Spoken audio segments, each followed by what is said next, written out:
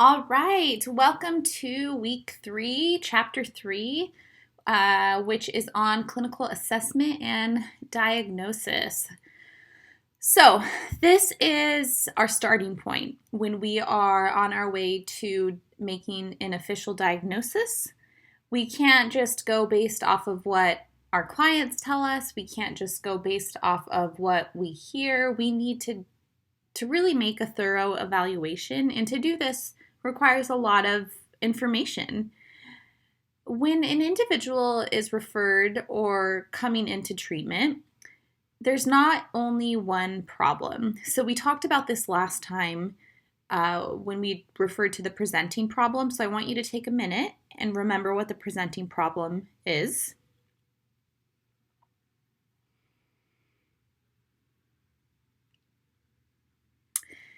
So what you should have come up with is it's kind of self-explanatory. The problem that brings them to treatment, the problem that really leads them to seeking help, to seeking intervention.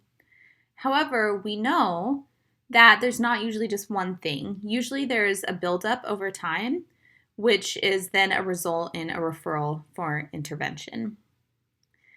In order to conceptualize a case, a thorough assessment must take place. We need to evaluate and take into consideration various aspects of the person's life.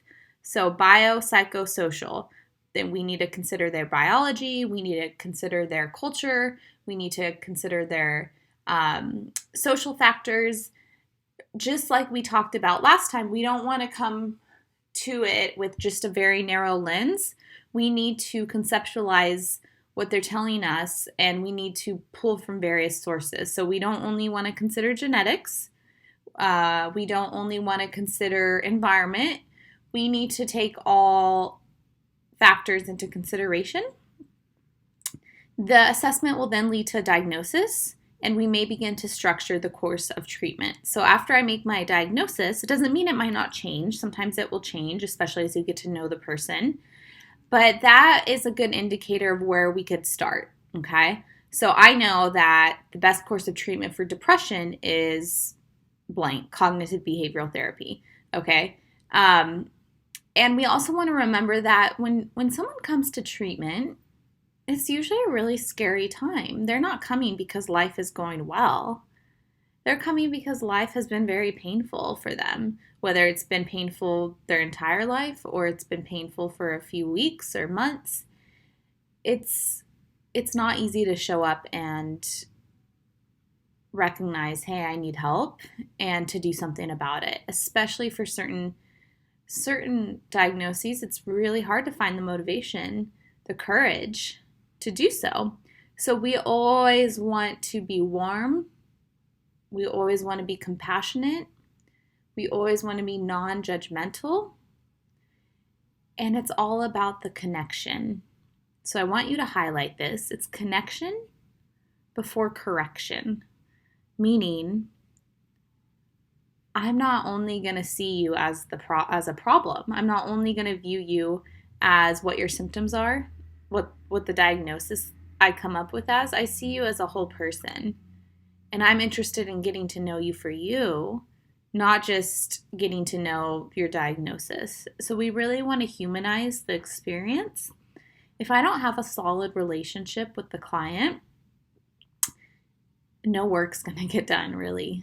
It's really, as far as therapy goes, it's really 80% relationship, 20% intervention. Doesn't mean our approach or intervention isn't important. It is. But if I don't have a solid foundation, if I don't foster a sense of safety, if they don't feel like they could come to me without being judged, then how are we going to unpack everything going on? Because what comes with mental health diagnoses, what comes with psychopathology, abnormal behavior, however you want to frame it, is a lot of shame, okay? So as we talk about things, I want you to keep in mind how important it is to connect. We can't just be a robot doing an assessment because that's not going to make them feel very comfortable to open up about really personal things like trauma, okay? So let's start with clinical assessment. A clinical assessment is a systematic evaluation and measurement of psychological, biological, and social factors in an individual with a possible psychological disorder. So again, the assessments that we typically go by are known as a biopsychosocial assessment, meaning that it takes into account all of these areas, not just one of them. The assessment usually looks at the person's emotional, behavioral, cognitive functioning, as well as the role of their environmental factors, which would be things like where they're living, their social economic status, their culture, what's around them. So we're looking at all of this. A diagnosis, as you know, is the process of determining that those factors meet all criteria for a specific psychological disorder. So the symptoms that I'm making note of, the symptoms that they're showing, either displaying or reporting, meet the criteria for a specific diagnosis. Diagnosis involves analyzing information and drawing conclusion about the nature or cause of the problem. So I want you to also remember that an assessment isn't necessarily a one and done type of thing, okay? So yes, it's a formal process. So sometimes it's the first session, sometimes it's the first and second session, depending on the person, depending on how far we could get, depending on the agency. There's a lot of factors that come into play there. But we're also ongoing. We're also assessing as we go, okay? So what I'm seeing in my office the first time might look like one thing, but then as I get to know the person, it might morph into something totally different. So what I'm assessing and what I'm making note of isn't just going to be that and I'm sticking with that. I need to look at it and be flexible with what I'm seeing, be flexible with my evaluation and my hypothesis. A person's emotional, behavioral, and cognitive functioning, the role of environmental factors, nature, causes, and likely outcomes of the problem all play a role in how someone behaves. So we must remain flexible and have constant assessment, as things may present one way but evolve into something different over time. They might be super embarrassed to share something, and therefore they don't bring it up until they fully trust you. Or they might have a personality disorder where things don't present themselves right away. And there's also other things that we must always constantly assess for, especially with certain diagnoses. So an example of something that we're constantly assessing for and kind of looking out for would be suicide, thoughts of self-harm, things like that, because that's something that we always want to keep in check. So if someone has said they've had a history of suicidality, then of course I'm going to check in with them as we go, okay?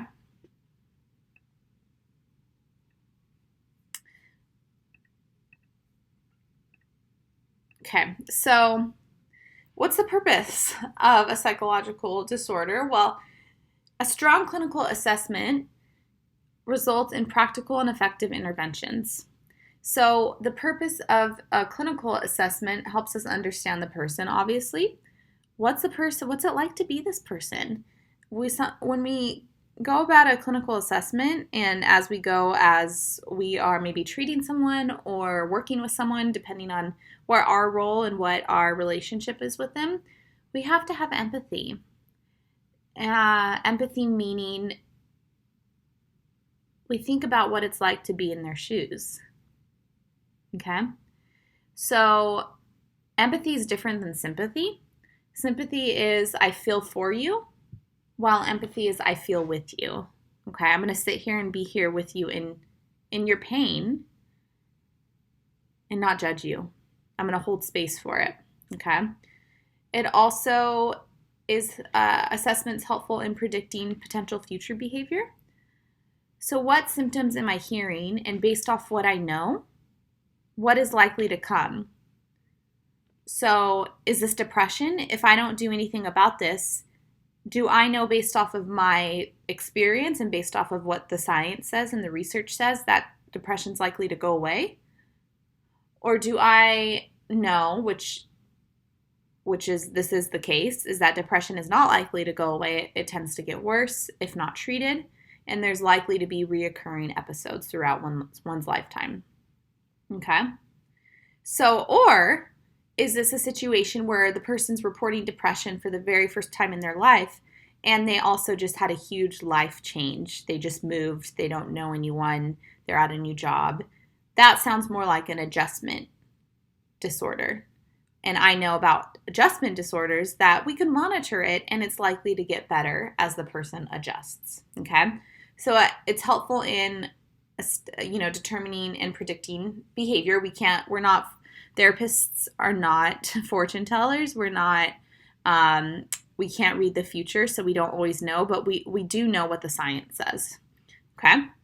And that also doesn't mean if I know that something's likely to go away, that doesn't mean that I say, sorry, you're not eligible for treatment, right? It doesn't mean I turn someone away because in that moment they're struggling, okay? But we could say that they have a better prognosis. We also need to do our assessments because it's going to help with treatment planning. There's research on what treatments work the best for different symptoms and different diagnoses.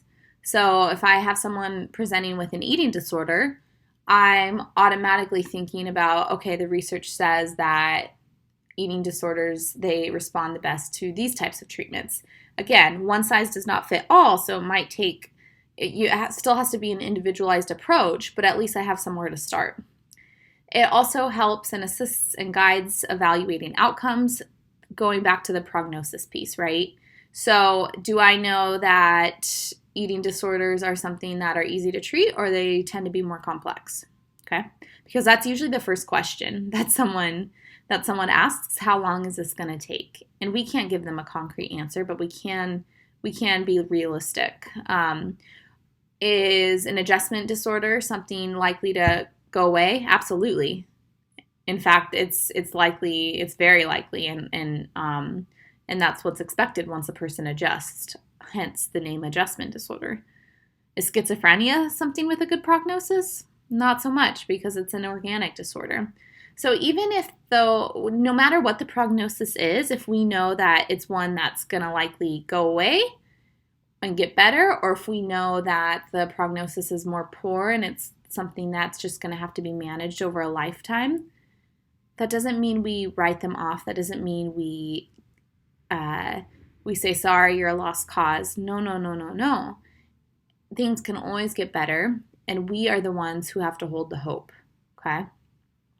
We always hold the hope. Things can always improve, whether it's a diagnosis that is going to be present the remainder of their life or a diagnosis that can be completely recovered from.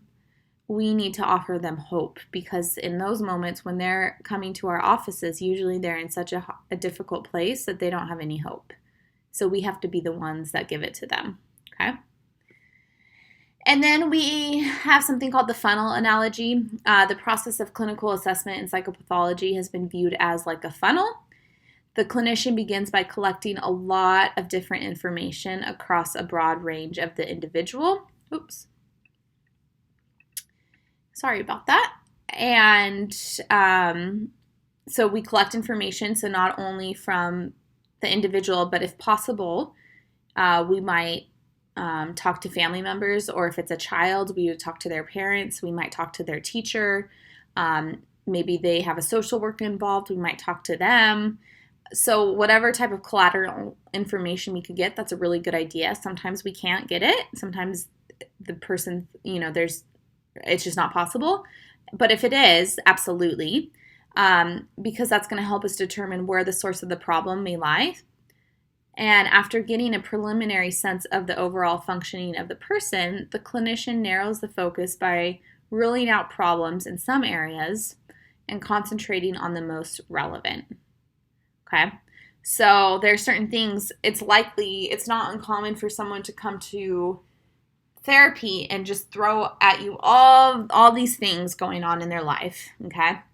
And it could be overwhelming, but what we learn to do is to prioritize, and we don't do this for them, we do it with them. What's the most relevant here? We can't work on everything at once. And we start to narrow it down like a funnel. And the thing that we always start with, well, two things that we always start with. One, we need to make sure that they're safe. So if the person is severely suicidal, the first thing I need to do is to make sure that they're safe, whatever that means, whether they need to be an inpatient, whether it means they need to be monitored very closely, whether it means we create a safety plan depending on the level of severity. If the person is severely anorexic and underweight and on the brink of having a heart attack, we need to get them medically stable. The person has to be alive for us to help them. And that sounds harsh to say, but that's very necessary for some of our clients to hear that, because some of them will have resistance to that. So we always want to make sure they're safe. If I have a child who's reporting abuse, that's the first thing we're focusing on. So yes, maybe they have symptoms of depression and anxiety. Of course they do if they're being abused. We're going to work on that. But first and foremost, we need to make sure that they're safe, okay? The second thing after safety is we need to rule out a medical condition, okay? So sometimes medical issues can mimic mental health problems, and we are going to discuss this in depth later. So if you want to make a note of it, go ahead, but there will be a slide on it, okay? And so we have a broad multidimensional start. We get lots of information at once, and then we narrow it down to a specific problem, which is usually our diagnosis, okay?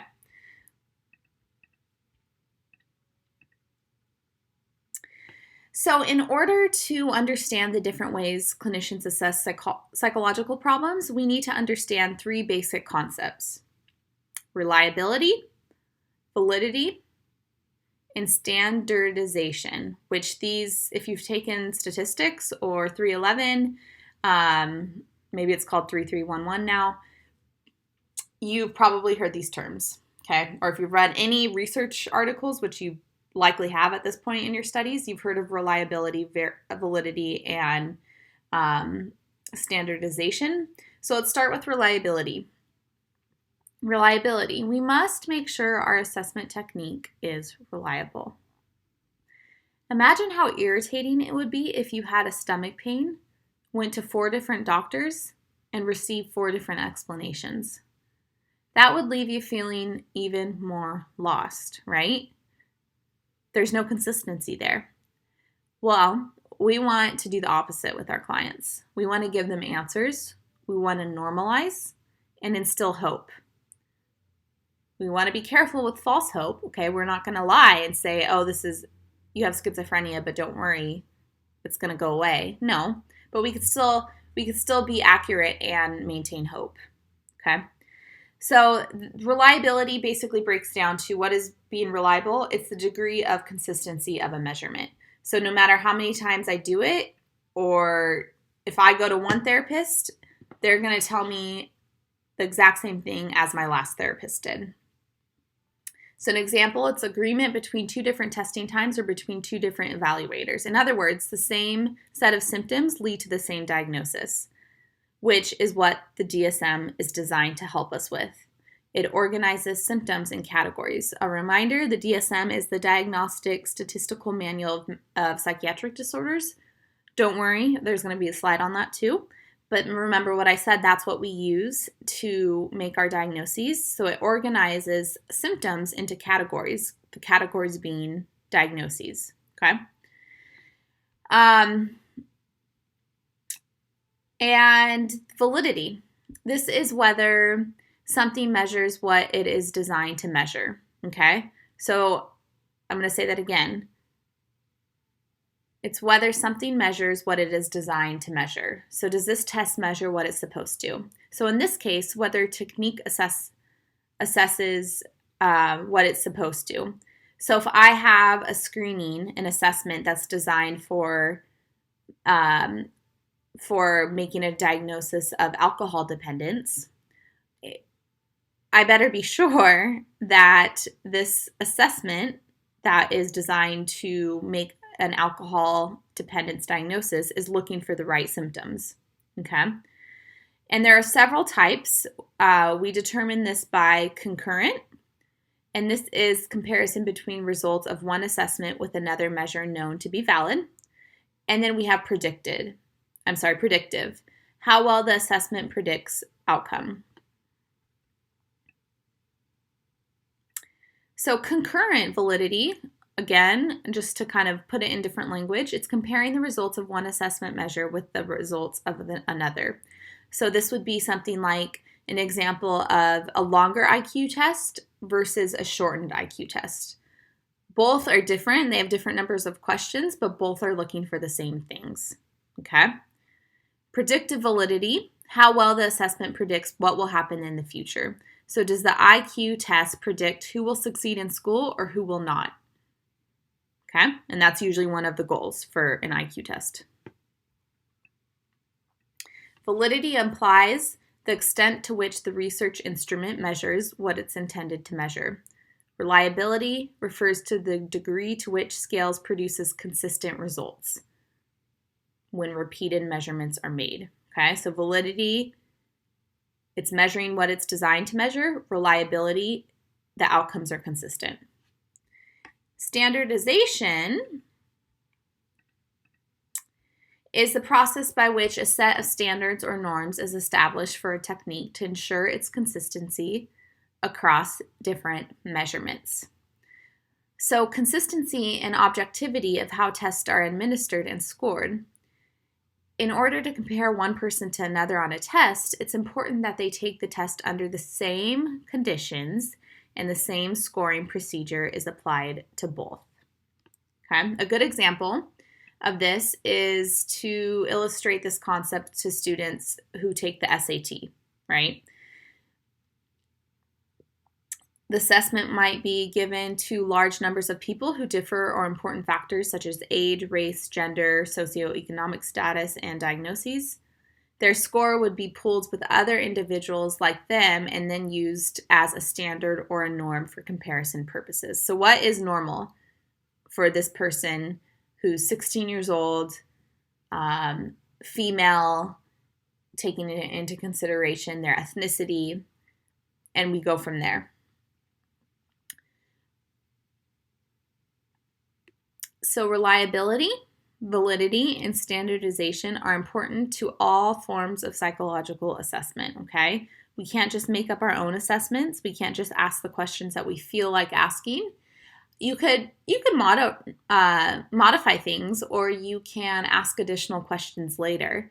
But for the most part, we have to stick to the assessments that have been deemed reliable, valid, and standardized.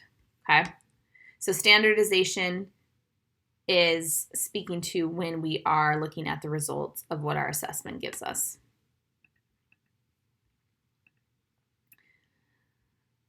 So, the clinical interview. The clinical interview is like basically good detective work.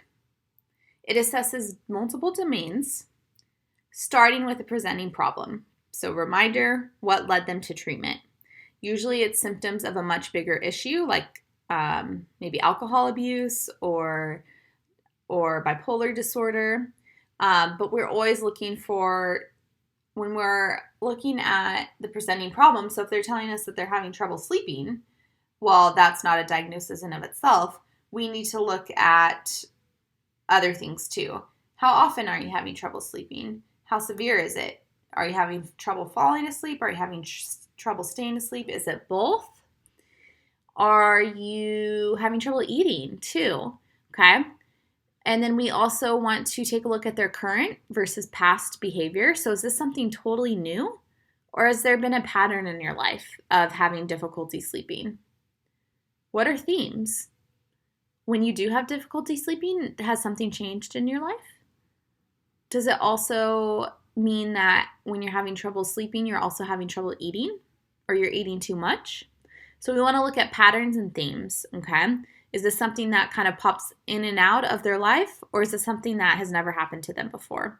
Usually if it's something that's an extreme shift in behavior, and it's something that has never, depending on how much life they've lived, so their age, If it's something that's like abrupt and has just never happened before and it's just like all of a sudden their behaviors are extreme, usually there's a trauma that took place or a big life stressor.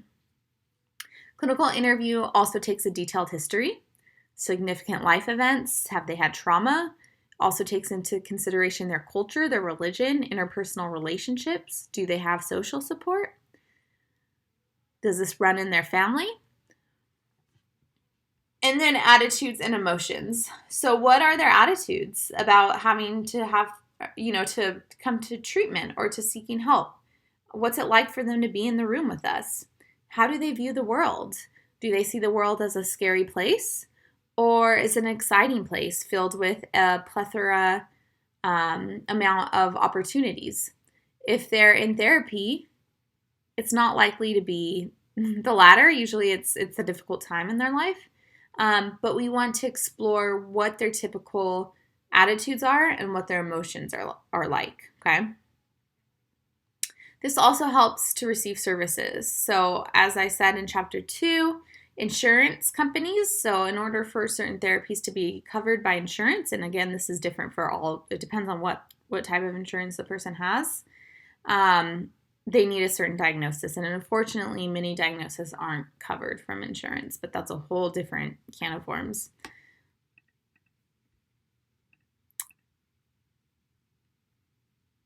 Clinical interviews, I want you to star this. That's why it's in, it's italicized. The clinical interview is the most common clinical assessment method. We have structured or semi-structured clinical interviews. So basically, a structured clinical interview is when we ask the exact same questions in the exact same order. There's no deviating. There's no modifying. Whatever the question is or whatever the questionnaire asks, that's what I ask them. I don't go out of order. I do it exactly. It's very black and white. Structured clinical interviews can be limiting. So we have a semi-structured clinical interview, which is the most common.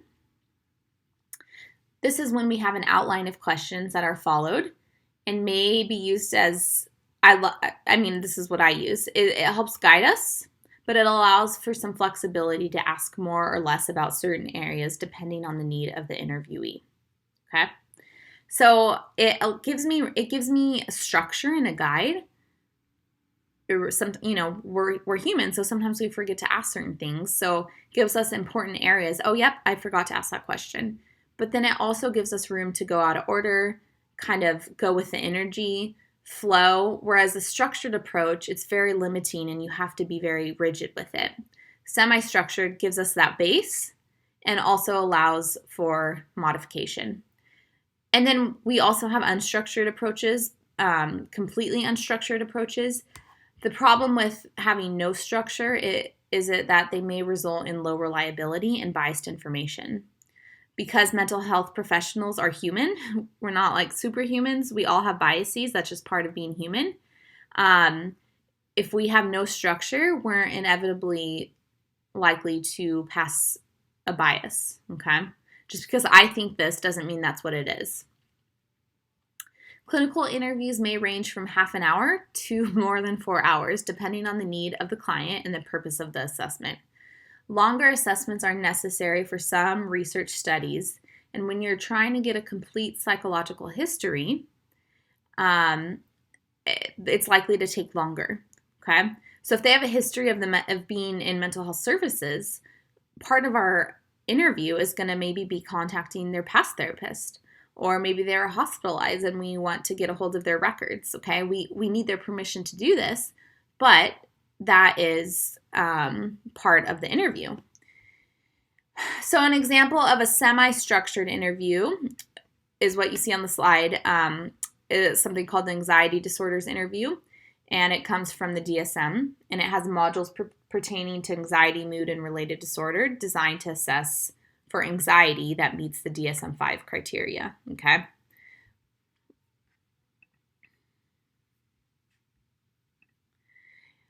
A part of a clinical interview includes a mental status exam.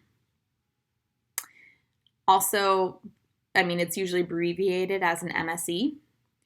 MSE involves systematic observation of the person's behavior in that moment, right here, right now, in the moment, in the office.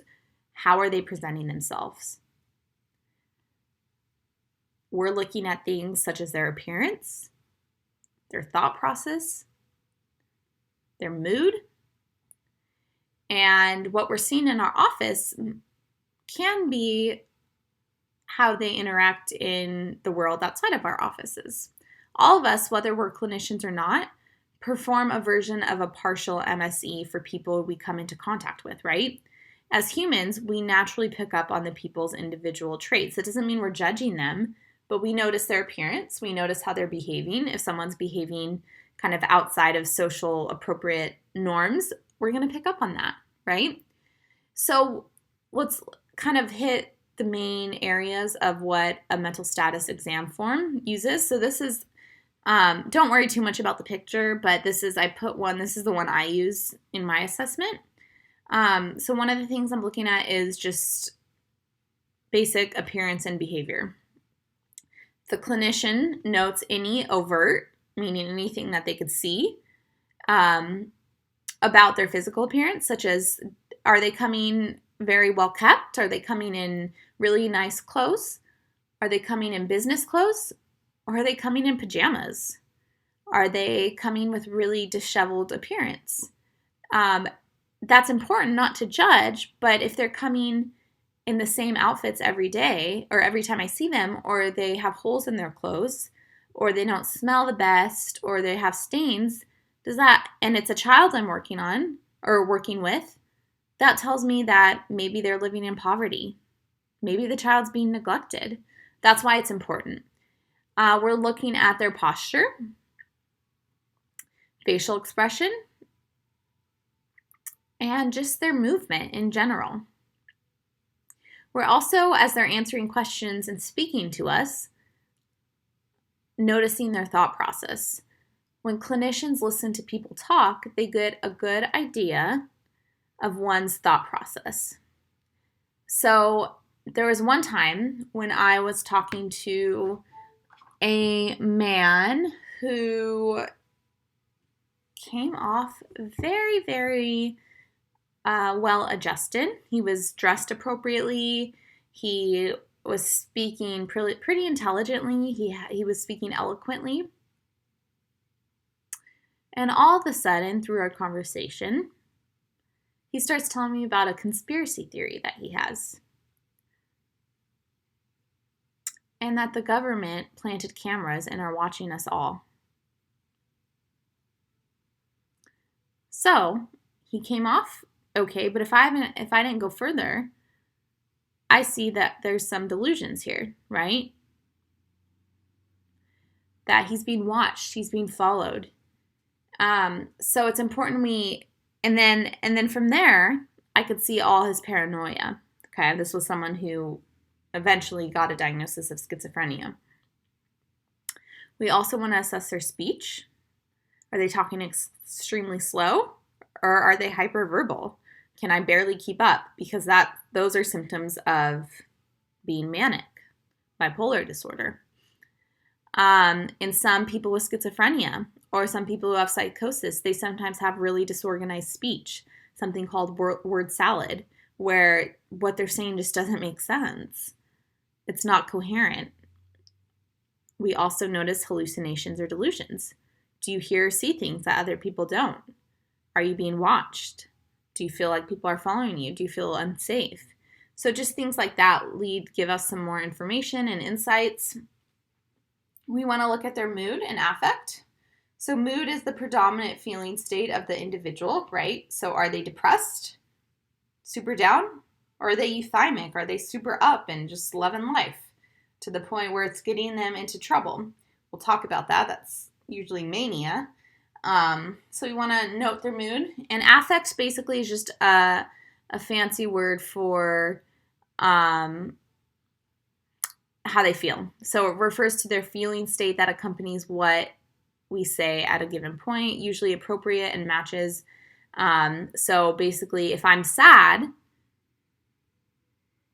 the expression on my face is going to be likely sad. And I'm going to have, maybe I'm crying, or if I have a depressed mood, then I'm going to act like I have a depressed mood. I'm going to be maybe kind of monotone, down. I'm not going to be smiling. But sometimes their affect is not congruent to their mood. So are they sharing a trauma, sharing about a tragic loss that they just went through, and are they laughing while they're telling me? So sometimes their affect is incongruent with their mood. If it's off, that might be a sign that they are very disconnected to their feelings, or they're dissociating. Sometimes they have no affect whatsoever. Sometimes they're just talking and they have no facial movement. They're numb, okay? Intellectual functioning, appropriate given their, are they at where they should be given their chronological age? Is there a delay in their vocabulary? Or is this person 40 years old and they're talking to me like a baby? Are they having trouble remembering certain things, my questions? Okay, all of these give us information. And then sensory. So the patient's general orientation. Do they know where they are? Do they know what they're doing? Are they oriented? So even though it feels kind of funny sometimes, we ask, do you know who you are? Do you know who I am? Do you know where you are? Do you know what year we're in? Because if we're working with people with severe impairment, sometimes they're very confused, okay?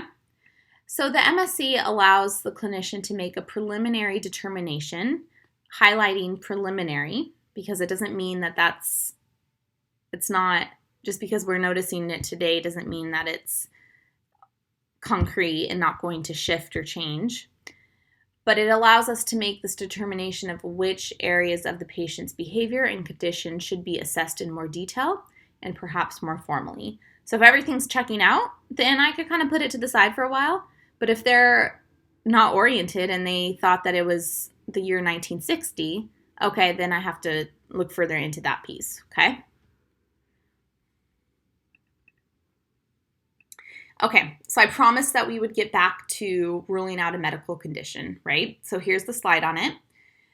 Physical examinations can be helpful in diagnosing mental health problems, ruling out other potential explanations, okay?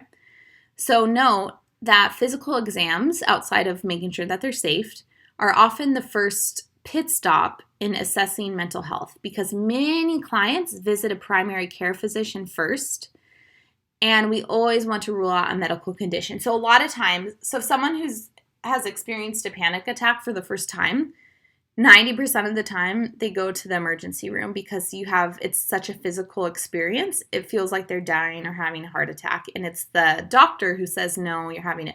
Everything looks okay. It was likely to be a panic attack. So sometimes they've already gone to the doctors, but sometimes they haven't. And so we always want to make sure that everything's checking out medically.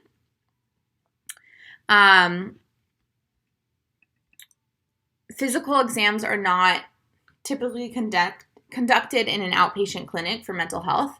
They're more commonly, if we're talking inpatient or hospitalization, then they are equipped to go into the medical physical part of things.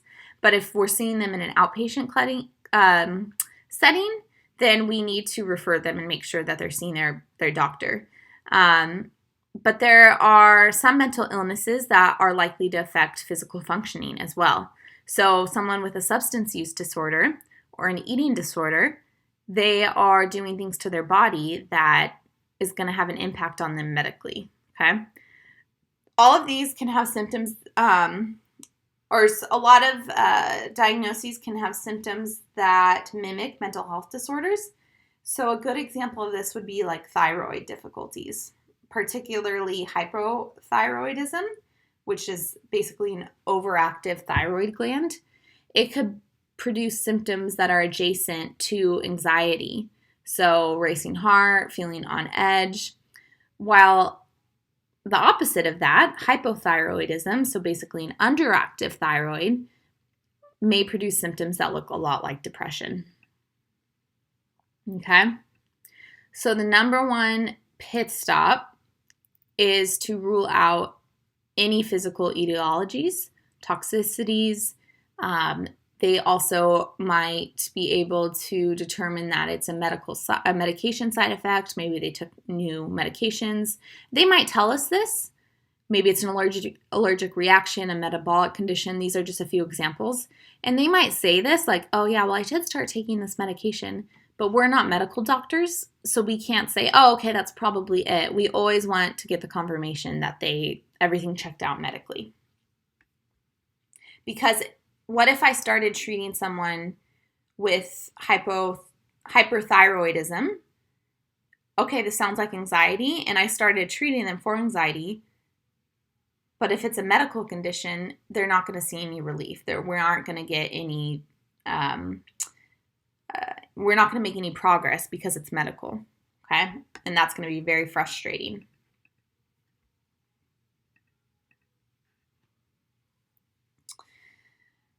So different types of assessments. One is a behavioral assessment. So the MSE, as we talked about, is one way to begin to sample and explore how people think, feel, and behave, and how their actions might contribute to their problems. Well, the behavioral assessment takes this process one step further by using direct observations to assess the person's thoughts, feelings, and behaviors in specific situations or context outside of the therapy room. Clinical interviews can sometimes provide limited information, whether it's due to shame, denial, or blind spots. Some people aren't capable of clinical interviews. So some kids are nonverbal. Some kiddos on the autism spectrum don't have language or don't speak. So sometimes we have to talk to other people.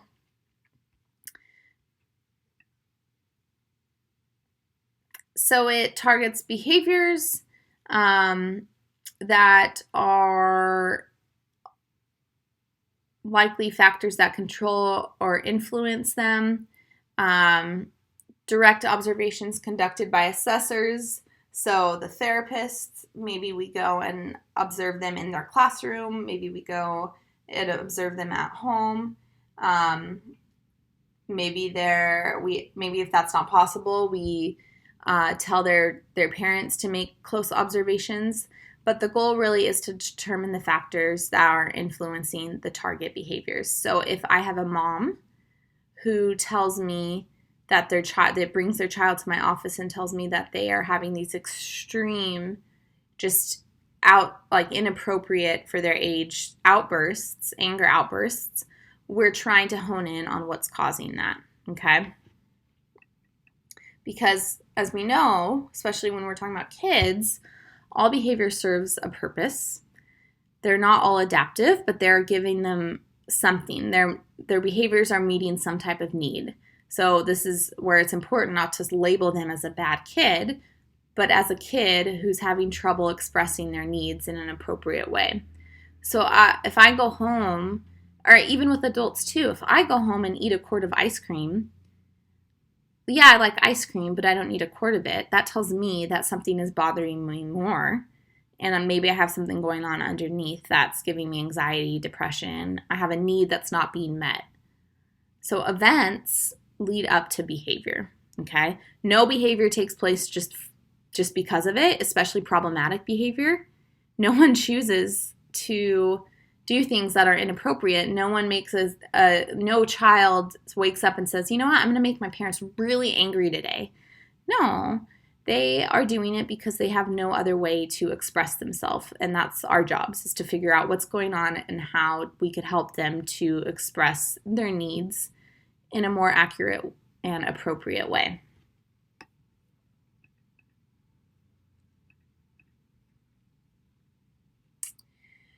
So another part of the behavioral assessment, observational assessment, is usually focused on the here and now.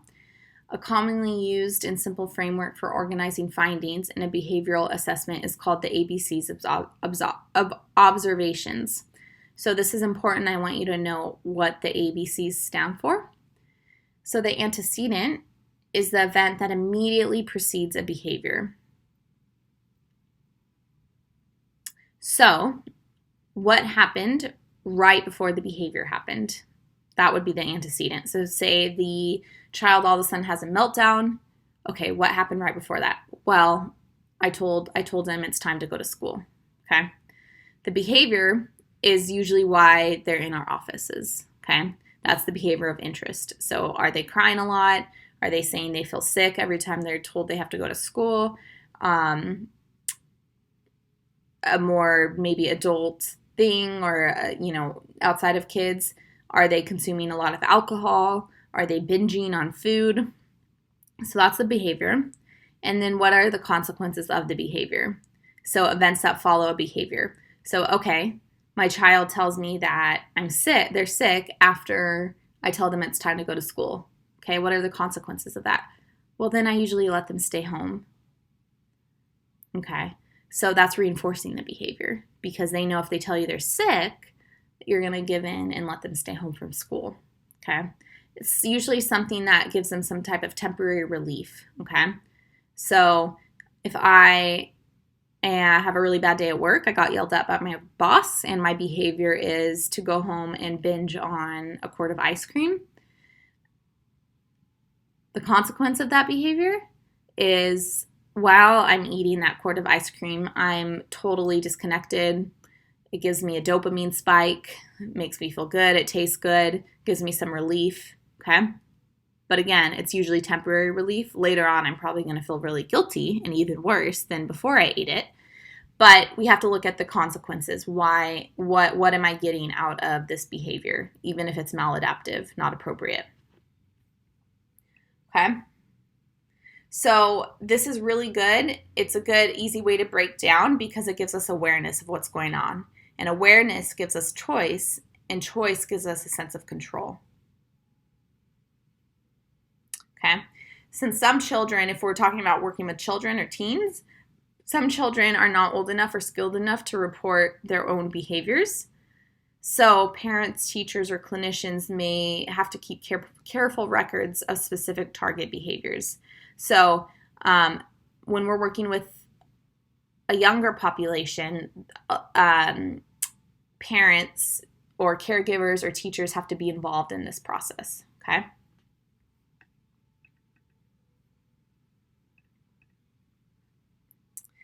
People can also observe their own behavior if they're old enough or have the skill set to do it, to try to find a pattern. And this is a technique called self-monitoring. So let's use smoking as an example.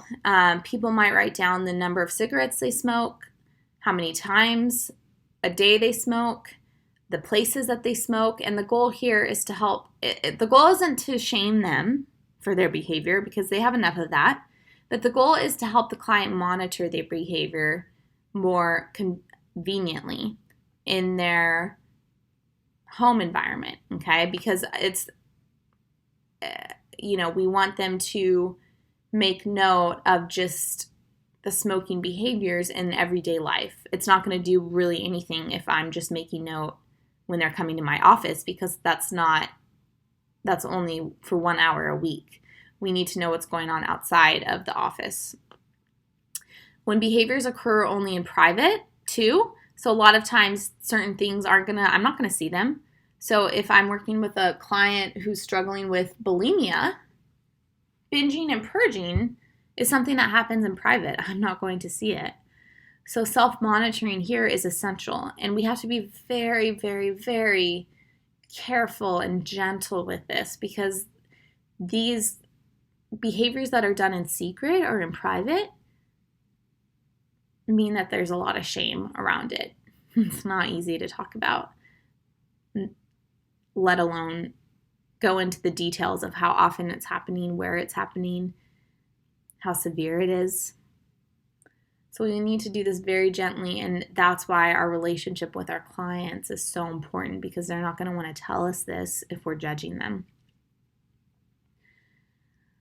Because the people with these problems, and we all have our own problems, so I don't mean to single anyone out, but because clients are in the best position to observe their own behaviors throughout the day, the therapist often asks patients to self-monitor their behavior to get more detailed and precise information.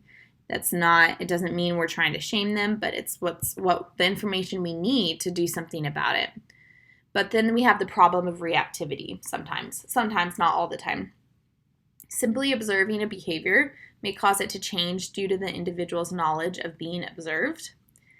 So if I know I'm being observed, or if I know I'm going to be noting every single time I smoke a cigarette, I might intentionally or not intentionally cut down because I don't want it to sound as bad or as severe. Okay. Another example is I work with a lot of kids, and one of the I don't know if I agree. Sometimes it might be good and sometimes it's not. But I had a dad say, you know what, I'll film next time they engage in this behavior. Just so you could see the intensity of it, you know. And he attempted to do that. But what happened when the child saw that he was filming him? The child completely stopped engaging in the behavior. So there's always that piece too. When you know you're being observed, or you know that you're going to observe yourself and then have to share it, sometimes you might kind of alter the behavior a little bit. So this approach does have its limitations, but it also does have a lot of positives too. Okay, we have psychological testing. Psychological tests are used to assess psychological disorders and are reliable, more than the self-tests we take in magazines about which type of personality we are. So these are not just things you find in Cosmopolitan, any other magazine. They are validated tools, and they're reliable. So remember, what does reliable mean again? They're consistent, right? You could count on them. No matter how many times I take it, no matter what therapist gives it to me, the results are going to be the same. Psychological testing includes specific tools to determine cognitive, which means like the way we think, the way we take in information, emotional, or behavioral responses that might be associated with a specific disorder, and more general tools that assess long-standing personality features. So things like, does this person tend to be suspicious of others? Do they tend to have boundaries? Do they tend to lack boundaries? And it includes specialized areas like personality and intelligence. So there are different tests for different things. So we might have a psychological test that is measuring personality features, or we might have a psychological test that is measuring one's level of intelligence. Okay? Then we also have projective tests. These are fun, and these are ones that you've likely seen in movies. These are rooted in a psychoanalytic tradition. Anything psychoanalytic comes from Freud. And we know that Freud was a little off at times, but he brought to our attention the presence and influence of unconscious processes in psychological disorders. So even though Freud had some kind of interesting views of etiology of certain disorders, he was the first to mention and identify and discover the role of our unconscious. While we know that our unconscious, it's not all related to sexual desires as he viewed it as, they certainly hold merit in our psychology. So if people aren't aware of these thoughts, which is known as repression, how do we assess for them, right? Well, this is where projective tests come in. So sometimes you hear about things called repressed memories, or maybe I have an unconscious feeling or thought about something, but it's not in my cognition. Like I don't really know it yet, but it's there. Projective tests help us get there. They help us dig deeper, and they're used to assess unconscious processes. The theory is that people project their own personality and unconscious fears onto other people and things and reveal their unconscious thoughts to the therapist without realizing it. So anything to do with psychoanalytic theory, I will say, is controversial. So not all therapists will use projective tests. Not everyone believes in them. But there are certainly tools that I personally use that are very helpful. So things like art is considered projection.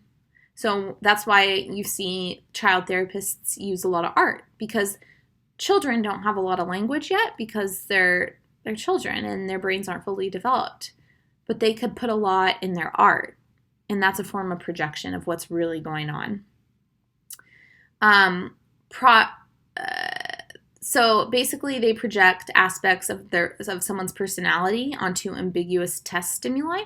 So things that appear really not to be meaningful or personally meaningful to them, but they require a high degree of inference and scoring and interpretation. So basically, if we're using official projective tests, and we'll see some examples in a minute, I need to be trained, because this might look like something to me. Like, you might say that this means something. Well, how? That's just my personal analyzation of it. So there needs to be concrete guidelines onto how to score what they're reporting.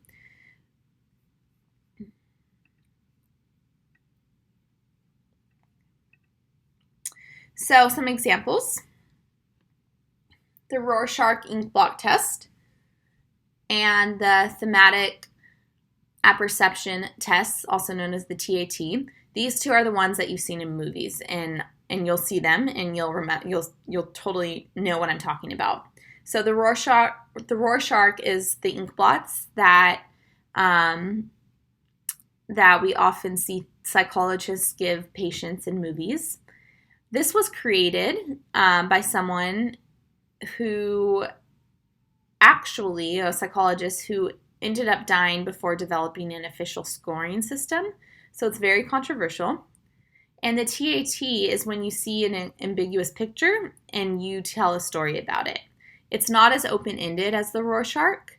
It tells the patient that it's a test to explore their imagination. The strengths is that they may be useful icebreakers, so it's a good way to learn about clients' worldviews, their perceptions, and thought processes. And it's also a way to gather qualitative data, so it's an assessment tool. But the criticisms of it is one, that it's hard to standardize, right? So most clinicians have their own methods of scoring and administering, because again, the Rorschach specifically and they were created, but then no official scoring system came about. So that means that the reliability and the validity tend to be mixed. How the stories people tell about these pictures are interpreted depends on the examiner's frame of reference, as well as what the patient says. So that leads to low reliability and validity. So if I conducted a TAT on someone and made my own interpretations of what they're saying, what it means, and then the person gave the exact same TAT test, they could come up with totally different results, because we're two different people and there's no standardized way of scoring, okay? So this is kind of a personal, some therapists use, some don't. So let's look at a few. So this is a Rorschach ink blot test. So basically it's very open-ended. And what do you see in this picture? And there's a bunch of ink blocks that look like this, and we look for themes in their responses. So if I have someone who sees death in every single picture, or if I have someone who sees all this violence, a child, and is like all of a sudden seeing all this violence that like makes association with really, really, really volatile things, this child is very likely to have seen a lot of violence in his life. Okay? The TAT, different pictures, tell a story. What do you see in this picture? What do you think's going on? You could kind of do it on yourself too. It's kind of fun. But it really relies heavily on theory of an interpretation. And the test is often applied on individuals in a group as a series of tests to analyze and evaluate their personality. The TAT test has been successfully administered to pinpoint information about a person's view of the world and his other attitudes towards others and the self. So, if the person is seeing all these pictures and every single picture, there's a conflict between the two people, well, maybe the person has had a lot of relationships with a lot of conflict and tension. Maybe they've witnessed or been a part of domestic violence. A person might hesitate to tell a story if it relates with their family. She might avoid telling it and will make up an excuse that she doesn't like the card. So that hesitation right there might also give us some clues to what's going on. Maybe they're having family issues. Okay? So kind of another distinction between the Rorschach and the TAT is the Rorschach test helps in the understanding of personality dynamics from perception, whereas the TAT is used to understand personality dynamics from apperception. So to put it in simple words, the Rorschach test scoring depicts how the person sees the world, where the TAT focuses on how the person understood and made meaningful connections between people's motives, expectations, intentions, and social situations. These are really interesting, and your book goes into more detail. But we're going to move on to objective tests and personality tests. So objective tests, different than subjective, right? Subjective is personal, based on a personal preference. Objective is more concrete. And objective test roots in empirical tradition, meaning it's validated, it's reliable. The test stimuli are less ambiguous, and it requires minimal clinical inference in scoring and interpretation. So basically, my opinion isn't a problem because there's an objective way to score the test. Okay, personality tests are designed to measure certain personality traits. You see, these are used like people who want to go into the military, maybe go into corrections. The MMPI is very popular, and it's extensive. It has lots of reliability, validity, and a normative database. Okay, we'll get into these more. Then we have intelligence tests, which really goes into someone's IQ. We've talked a lot. I've kind of brought up IQ a significant amount, and you're probably wondering, how is this so important to psychopathology? Well, the nature of IQ test, intellectual functioning, it originally developed as a measure of degree to which children's performance diverged from others in their grade. It basically gives us some data on where they're at versus where they're at. Are they falling in the normal range? If not, what can we do to get them there? The deviation IQ, current tests use what's called a deviation IQ. A person's score is compared only with scores of others the same age. So that's self-explanatory. It wouldn't make sense for me to compare a first grader's score with a fifth grader's score. The IQ score then is an estimate of how much a child's performance in school will deviate from the average performance of others in the same age group. Compares a person's score against those of other people who are the same age.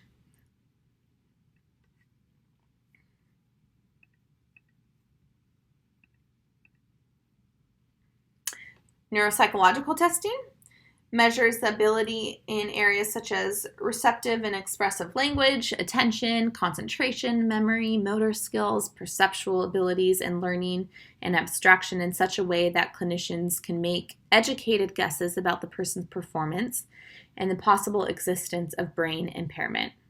So it assesses a broad range of skills and ability to understand brain-behavior relations.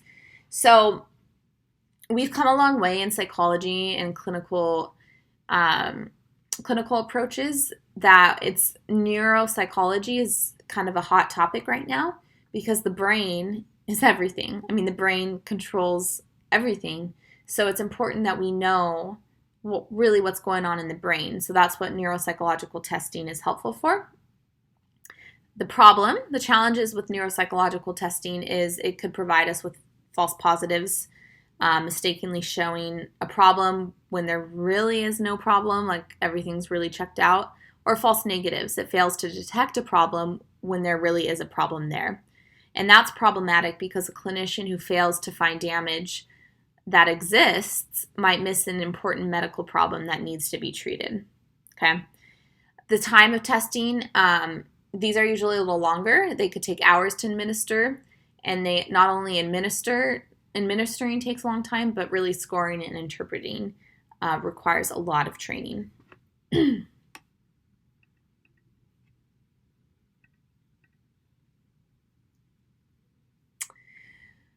So, diagnosing psychological disorders, foundations, and classifications. So, diagnosis, again, refers to the assignment of cases to categories of the classification system.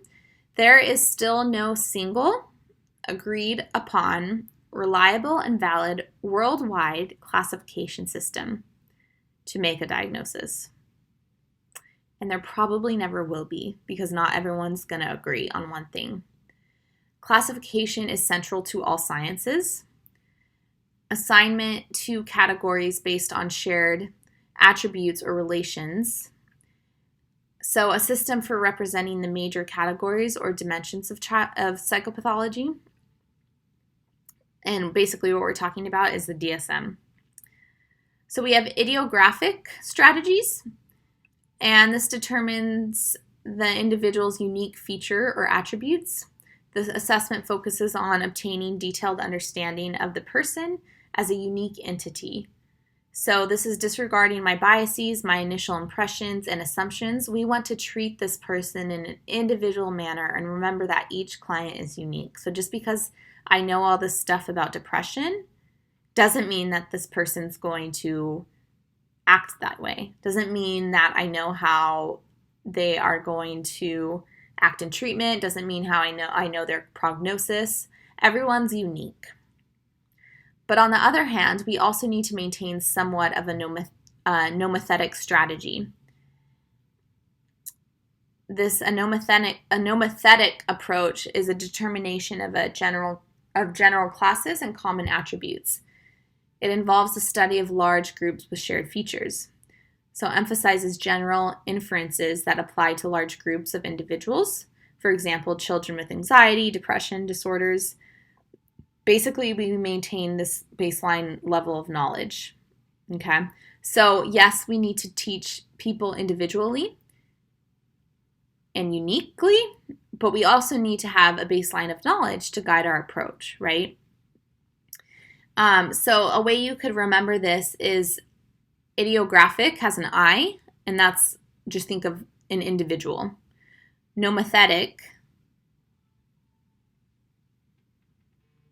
everyone, right? Or what the research says. A therapist's nomothetic knowledge about general principles results in better hypotheses testing at the idiographic level. So basically, for example, in other words, it assists in knowing the right questions to ask, okay? So someone is telling me that they're having trouble sleeping, eating, not having motivation, having difficulty getting out of bed, not enjoying things. For me, from my nomothetic strategy, from my nomothetic knowledge, I know that that sounds like depression. So I'm going to continue to ask questions that meet the criteria for depression, because what I'm hearing is symptoms of depression, okay? Might be wrong. It might not lead to a diagnosis of depression, but because I have this baseline of knowledge, it guides my questions. Again, doesn't mean it'll be right, but at least I have something to go off of and I could rule things out. So it's important to remember that the assessment is not something you are doing to the person. We're doing it with the person. It's a collaborative process. We must build rapport with the person. We must build rapport with the entire family because, again, it's that connection before correction.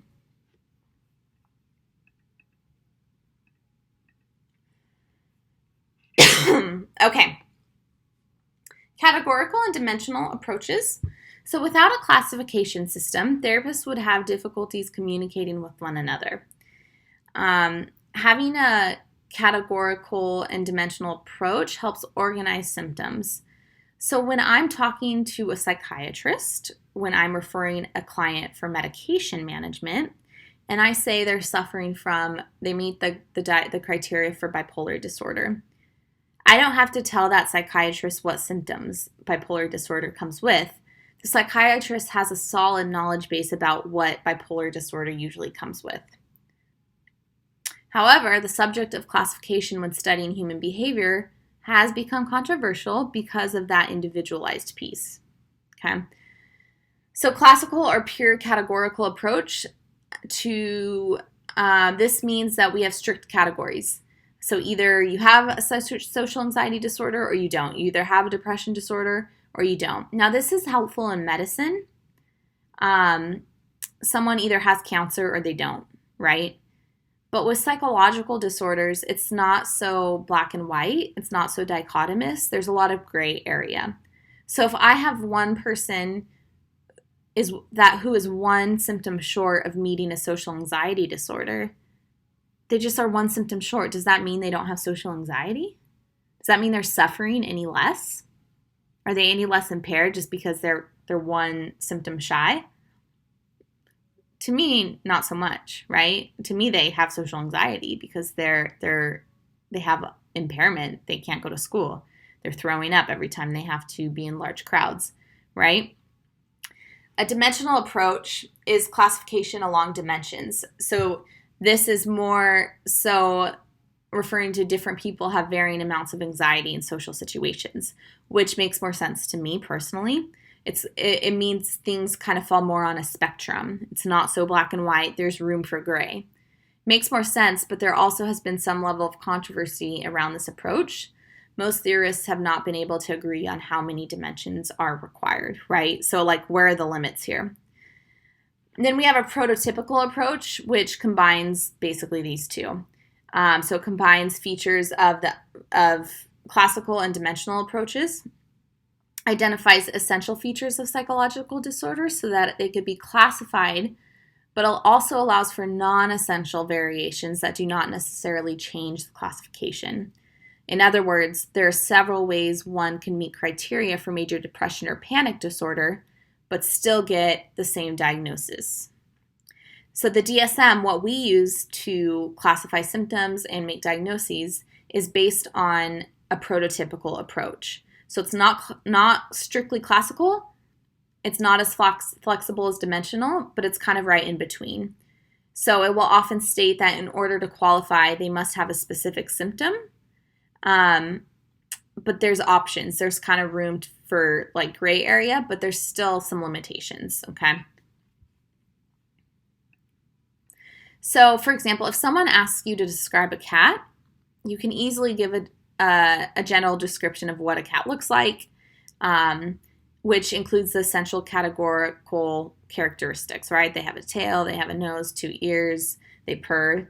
But you might not describe a specific dog, a non-essential dimensional variations, but they all certainly share the same features that make us classify them separate than dogs, okay?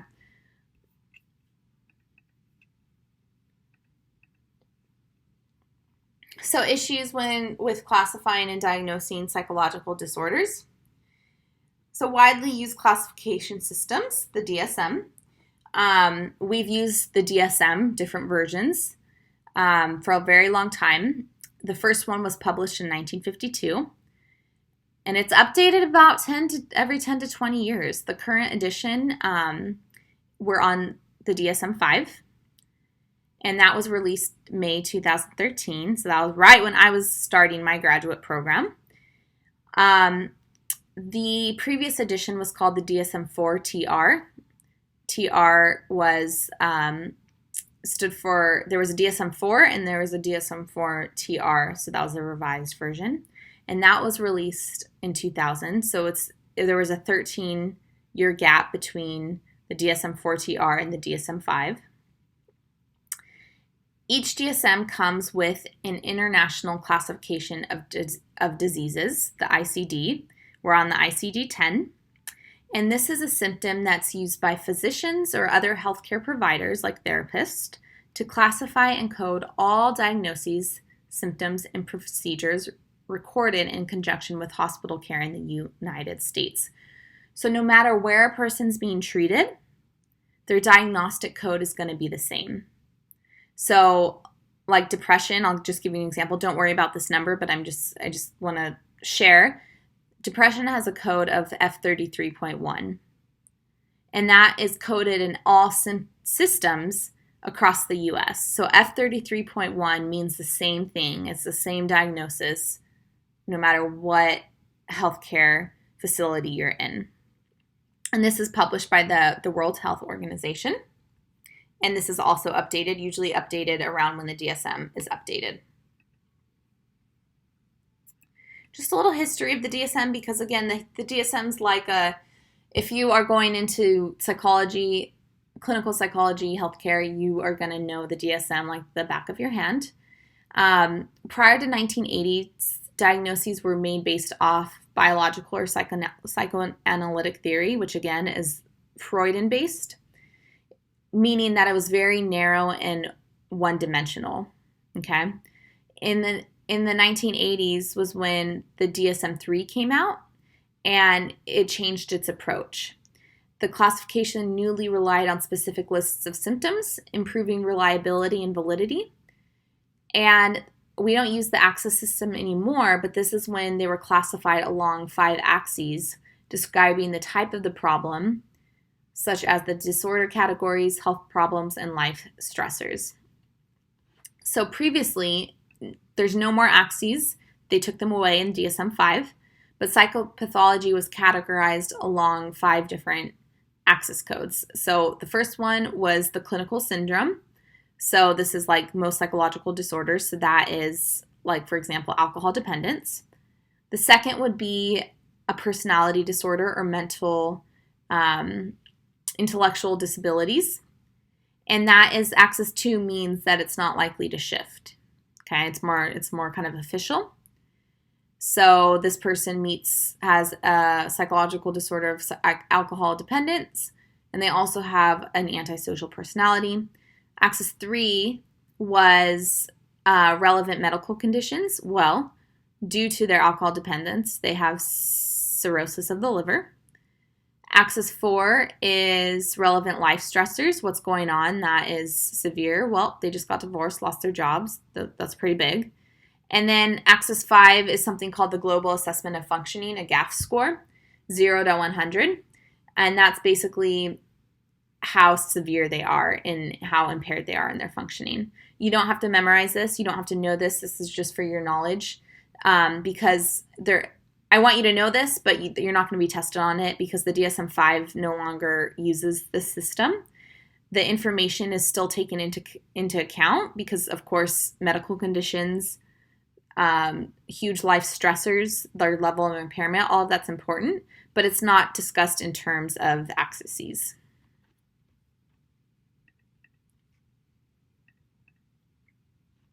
So DSM-4 was introduced in 1994. Again, this was not the DSM-4 TR. That was 2000. The DSM-4 was 1994, and it eliminated previous distinctions between psychological versus organic mental disorders. So it went beyond biology. Okay, so we had a less narrow view, and it reflected appreciation that all disorders are influenced by both psychological and biological factors. Now we know that even disorders associated with known brain pathology are substantially affected by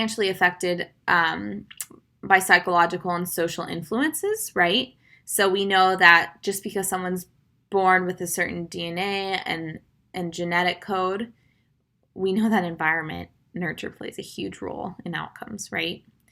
So again, the DSM-4 text revised version incorporated new research and slightly altered criteria accordingly. So with any DSM, there's going to be updated literature basically as we develop new research, right? So we're becoming more trauma informed, and that's kind of the direction we're currently headed. Currently, our DSM-5. The major changes represented some changes to classification. One of the big ones, like I said, was the removal of the axis system. Another notable change in the DSM-5 was the removal of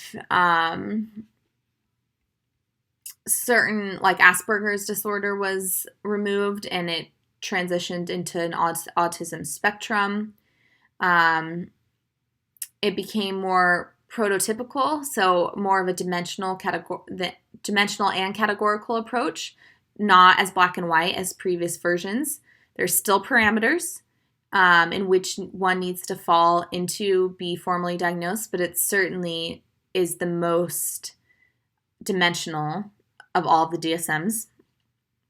Okay.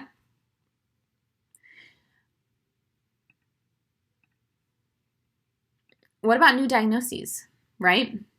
Well, new disorder labels are created when groups of individuals are identified with symptoms that are not adequately explained by existing labels.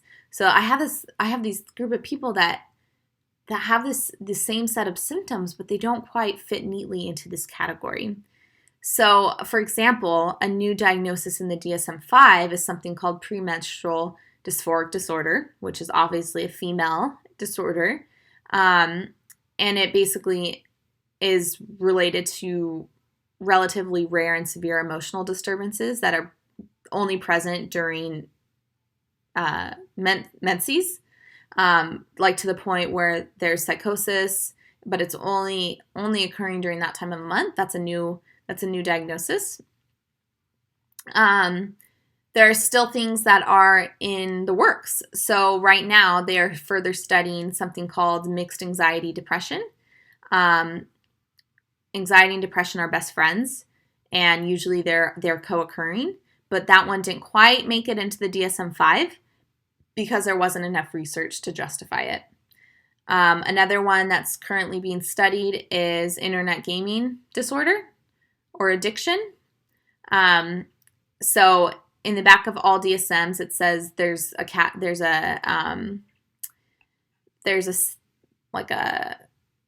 section of areas of further study, and that tells us which diagnosis we might see in the next which new diagnoses we might see in the next DSM, but they just haven't had sufficient research yet. Unresolved issues in the DSM-5, so issues that people are concerned about, is the problem of comorbidity. And comorbidity means that there are two or more disorders for the same person. So like I just said, anxiety and depression usually co-occur. Someone is likely to have depression as well as a diagnosis of anxiety. That would be comorbid. Or I have a comorbid disorder. I have an alcohol dependence disorder, and that's usually comorbid with depression. So it's two or more disorders for the same person. High comorbidity is extremely common. The argument here is how can we conclude anything definite about the course of a disorder, the response to treatment, or the likelihood of associated problems if we are dealing with more than one disorder. So basically, how can I know that this specific type of treatment works for depression so well if most people with depression also have anxiety? Okay, so that's kind of the argument. It emphasizes reliability, maybe to the expense of validity. In other words, it may artificially split diagnoses that are very similar. The systems strongly emphasize reliability, sometimes at the expense of validity. So it's consistent, but is it really measuring the right thing? Okay.